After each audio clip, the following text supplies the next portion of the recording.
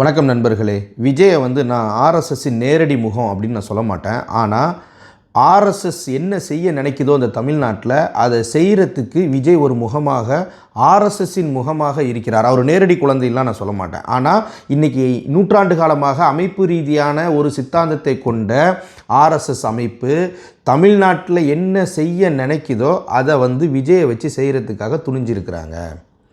குறிப்பாக திருப்பரங்குன்ற விவகாரம் தற்போது எல்லாருக்குமே தெரியும். இன்றைக்கி திருப்பரங்குன்ற ஃபைல்ஸ் அப்படின்ற ஒரு படம் தடை செய்யப்பட்டிருக்குது, ஒரு ஆவணப்படம். அந்த ஆவணப்படம் இங்கே பிரிவினையை தூண்டக்கூடிய ஆவணப்படமே கிடையாது. அதனுடைய ஆவணப்படம் என்பது இங்கே இந்த மண்ணுக்கான ஒரு பண்பாடுன்னு ஒன்று இருக்குது. இங்கே இந்து முஸ்லீம்கள், குறிப்பாக மதுரை மண் உங்களுக்கு நல்லாவே தெரியும். அழகரை ஆற்றங்கரையில் கரைக்கிறதுக்கு முன்னாடி அழகருடைய திருவிழா நடக்கும். அத்தனை சமூக மக்களுமே அந்த திருவிழாவில் பங்கெடுத்துருவாங்க இல்லையா?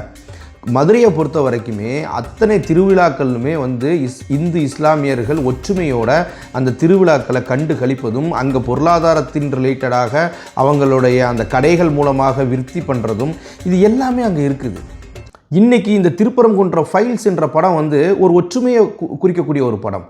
இந்து முஸ்லீம் அப்படின்றவங்களுடைய ஒற்றுமை, அதனுடைய தேவை என்ன அப்படின்றதும், அந்த திருப்பரங்குன்றம், அங்கே இருக்கக்கூடிய தர்கா, அங்கே இருக்கக்கூடிய முருகர் மலை, இதில் இருக்கக்கூடிய ஒற்றுமையை குறிக்கக்கூடிய ஒரு படம். ஆனால் இன்றைக்கி அந்த படம் அந்த ஆவணப்படம் தடை செய்யப்பட்டிருக்குது. ஸோ நான் இது போகிறதுக்கு முன்னாடி நான் சில விஷயங்களை இங்கே தெளிவுபடுத்த விரும்புகிறேன். குறிப்பாக நான் இந்துக்கள் வேறு, இந்துத்துவா வேறு அப்படின்றத சொல்லிக்கிறேன். ஏன்னா இந்துக்கள் அப்படின்றது ஒரு மதத்தை சார்ந்து வாழ்பவர்கள்.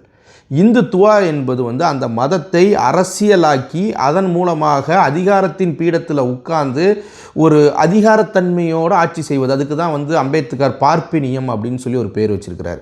ஸோ அதன் அடிப்படையில் தான் நான் பேச கடமைப்பட்டிருக்கிறேன். ஏன்னா இன்றைக்கி அரசியலமைப்பு சட்டத்தையும் ஜனநாயக குரலையும் இங்கே இருக்கக்கூடிய சிறுபான்மை சமூகத்தினுடைய அந்த அரசியல் உரிமைகளையுமே நசுக்கக்கூடிய ஒரே இடம் ஆர்எஸ்எஸ்ஸின் சித்தாந்தம் தவிர வேறு எதுவுமே கிடையாது. அதனால தான் நம்ம அவர்களை ஃபாசிஸ்ட் அப்படின்னு சொல்லி சொல்கிறோம். குறிப்பாக இந்த பாயாசம், பாசிசம் அப்படின்னு சொல்லி விஜய் அவர்கள் ரொம்ப கேலி கூத்தாக என்ன பண்ணாருன்னா தேர்தல் காலங்களில் பேசிட்டு போனார். அது அப்படி போகக்கூடிய விஷயமே கிடையாது. ஏன்னா இன்றைக்கி இஸ்லாமியர்கள் படக்கூடிய இந்த ஆட்சி அதிகாரத்துக்கு பக்ரீத் பண்டிகையும் போயிடுச்சு. உங்களுக்கு தெரியும், தமிழ்நாட்டில் இதுவரைக்கும் கண்டிராத அளவு இஸ்லாமியர்கள் இந்த பக்ரீத் பண்டிகை கொண்டாட முடியாமல் பல ஊர்களில் மாடுகளை மாநகராட்சியை எடுத்துகிட்டு போயிடுச்சு.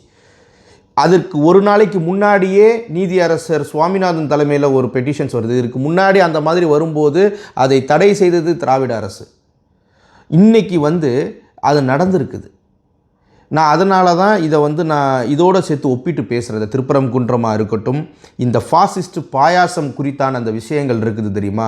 விஜய் அவர்கள் இதை ரொம்ப சாதாரணமாக அரசியல் டூலுக்காக பயன்படுத்திட்டார். ஆனால் டிவிகேயில் இருக்கக்கூடிய இஸ்லாமியர்கள் முன்முடிவு இல்லாமல் திறந்த மனதோடு சில விஷயங்களை கற்றுக்கணும், சில விஷயங்களை கூர்ந்து கவனிக்கணும் அப்படின்றது தான் நான் கவனிக்கிறேன். ஏன்னா வட இந்தியாவை பொறுத்த வரைக்குமே இஸ்லாமியர்களுடைய தன்மை அப்படின்றதே வேறு. தமிழ்நாட்டில் இஸ்லாமியர்களுடைய தன்மை அப்படின்றது வேறு மாதிரியான ஒரு அரசியல். அதோடு நம்ம பெரியார், அண்ணா, கலைஞர் அந்த காலத்திலிருந்தே நம்ம பார்க்கணும். இங்கே இந்துத்துவம் எப்படி செயல்படும்னா, வட இந்தியா மாதிரி மாட்டுக்காக அவங்கள நேரடியாக அடிக்க மாட்டாங்க, ஜெய் ஸ்ரீராம் சொல்லி அடிக்க மாட்டாங்க, நேரடியாக பள்ளிவாசலை இடிக்க மாட்டாங்க. இங்கே எப்படி நடக்கும் அப்படின்னா, உங்களை முதல்ல தனிமைப்படுத்துவாங்க. இஸ்லாமியர்களை முதலில் தனிமைப்படுத்துவார்கள். அவர்கள் இந்த நாட்டை கொள்ளையடிக்க வந்தவர்கள் தான் அப்படின்றத என்ன பண்ணுவாங்கன்னா, அழுத்தமாக ஆழமாக முகலாயர் படையெடுப்பில் இருந்து அது உள்ளே உங்களுடைய வரலாற்றை சுருக்கிடுவாங்க. இஸ்லாமியர்களுடைய, தமிழ்நாடு இஸ்லாமியர்கள் மட்டுமே கிடையாது, இந்திய இஸ்லாமியர்களுடைய வரலாறு, இந்த கொள்ளையடிக்கப்பட்ட வரலாறு மட்டும் அப்படி சுருக்கக்கூடிய வரலாறு அப்படின்றது அபத்தமான வரலாறு. இஸ்லாமியர்களுடைய வரலாறு அப்படின்பது இங்கே நீண்ட நெடிய வரலாறு இந்தியாவை பொறுத்த வரைக்குமே. அது மட்டும் கிடையாது, அதற்கு பிற்பாடு என்ன பண்ணுவாங்கன்னா, உங்களுடைய ஒவ்வொரு உரிமைகளையுமே தடை செய்து சகிச்சிட்டு போ அப்படின்னு சொல்லுவாங்க. ஒரு நேரங்களில் எல்லா டைமுமே, அதாவது மகாவீரர் தினமாக இருக்கட்டும், ஜெயின் சமூகத்தில் வரக்கூடிய விழாக்களாக இருக்கட்டும், அந்த டைம்லலாம் நீங்கள் மாட்டுக்கு அதாவது நீங்கள் கறிக்கடையை ஓப்பன் பண்ணிக்கலாம். ஆனால் இன்றைக்கி கறிக்கடையை க்ளோஸ் பண்ணுங்கள், உங்களுக்கு ஒரு நாள் க்ளோஸ் பண்ணணும்னு சொன்னாங்க. இன்றைக்கி ஒவ்வொரு பண்டிகைக்கும் நீங்கள் என்ன பண்ணணும், இந்து பண்டிகையில் வரும்போது இந்துத்துவாவினர் என்ன பண்ணுறாங்கன்னா, நீங்கள் இஸ்லாமியர்கள் உங்களுடைய கறிக்கடையை க்ளோஸ் பண்ணுங்கள், இது கறிக்கடையை ஓப்பன் செய்வதே என்னென்னா இவங்களுக்கு மனசு புண்படுது அப்படின்னு சொல்கிறாங்க. அதாவது நீங்கள் சிக்கன் கடை வச்சுருந்தாலும், மட்டன் கடை வச்சுருந்தாலும், பீஃப் கடை வச்சுருந்தாலும், எந்த கடை வச்சுருந்தாலும் அன்னைக்கு கறி கடையை க்ளோஸ் பண்ணணும். இன்றைக்கி இதை வந்து நீ குரல் கொடுத்து ஏதாவது நீ பேசுகிற பட்சத்தில் உனக்கு வந்து சகிச்சுட்டு போக முடியாதா பாய் அப்படின்னு ஆரம்பிப்பாங்க. அப்போது நீ சகிப்புத்தன்மைக்குள்ளே வரணும் அப்படின்றத விரும்புகிறது இந்த ஃபாசிசம். அதுக்கப்புறமா என்ன நடக்குது அப்படின்னா, உங்களுக்கான குரலை நீங்கள் கொடுக்க அது நார்மலைஸ் ஆகும். இவங்களுக்கு எப்போவுமே இவங்களுடைய வேலை இதுதான்.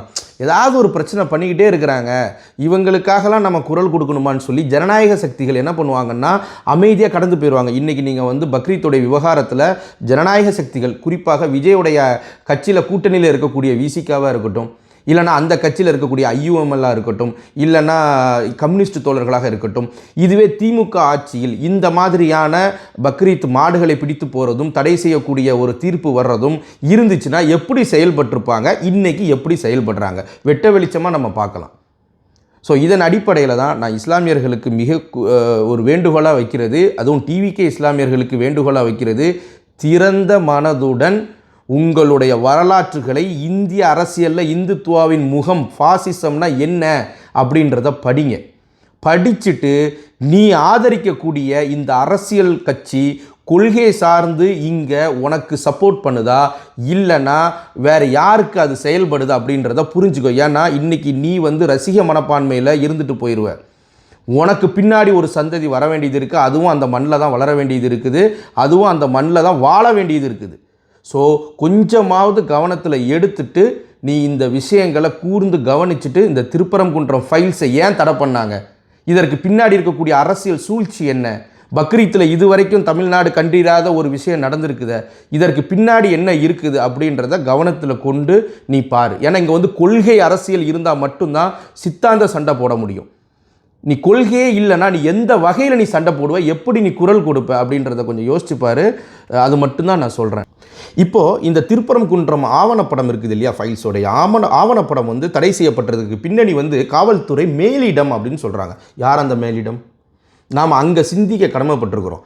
விஜய் அந்த மேலிடமா, இல்லை விஜய்க்கு மேலே ஒரு மேலிடம் இருக்குதுன்னா அந்த ஃபாசிஸ்ட்டுகள் யார்? இங்கே தான் வந்து ஃபாசிஸ்ட் மனப்பான்மைன்னு சொல்கிறது. இங்கே நாம் கேள்வி கேட்க வேண்டியது அந்த மேலிடம் யார்? விஜயா? விஜய்க்கு மேலே இருக்கக்கூடியவங்க யார்? ஏன்னா ஒரு ஒரு ஒரு காஷ்மீர் ஃபைல்ஸ் போன்ற படங்கள், அதே மாதிரி கேரளா ஃபைல்ஸ் போன்ற படங்கள், எக்கச்சக்கமான முஸ்லீம் விரோத கருத்துக்களை கொண்ட படங்கள் வந்து எந்தவித சிக்கலும் இல்லாமல் படம் ரிலீஸ் ஆகுது, ஓடிடி வாங்குகிறாங்க, பெரிய அளவில் வசூல் பண்ணுறாங்க, தலைவர்கள்லாம் போய் அந்த படத்தை பார்த்துட்டு அப்படியே புகழ்ந்து தள்ளுறாங்க. ஆனால் ஒற்றுமையை நோக்கி, முஸ்லீம்களுடைய வரலாற்றுகளை நோக்கி, இங்கே இருக்கக்கூடிய இஸ்லாமியர்கள் இந்துக்களுடைய அந்த பண்பாட்டு கலாச்சாரம் ஒற்றுமை அப்படி இருக்கிறத வச்சு ஒரு படம் எடுக்கப்படுது. அந்த படம் மக்கள் மத்தியில் போகக்கூடாதுன்னு ஒரு மேலிடம் தடுக்குது. அந்த மேலிடத்தை கேள்வி கேட்க முடியாத அளவு விஜய் இருக்கிறார் அப்படின்றது தான் நான் இங்கே பதிவு செய்கிறேன். ஏன்னா இதை நம்ம சாதாரணமாக கடந்து போக விஷயமே கிடையாது. இதை எல்லாருமே சிந்தித்து செயல்படணும். இந்த இடத்துல இஸ்லாமியர்கள், டிவிகேயில் இருக்கக்கூடிய இஸ்லாமியர்கள் கொஞ்சமாவது யோசிக்கணும். கூட்டணியில் இருக்கக்கூடிய இஸ்லாமியர்கள் போதும், இதுவரைக்கும் நடந்து போச்சு, இதுக்கப்புறமாவது பேசுங்க அப்படின்றத மட்டும் நான் வேண்டி கேட்டுக்கிறேன். நன்றி.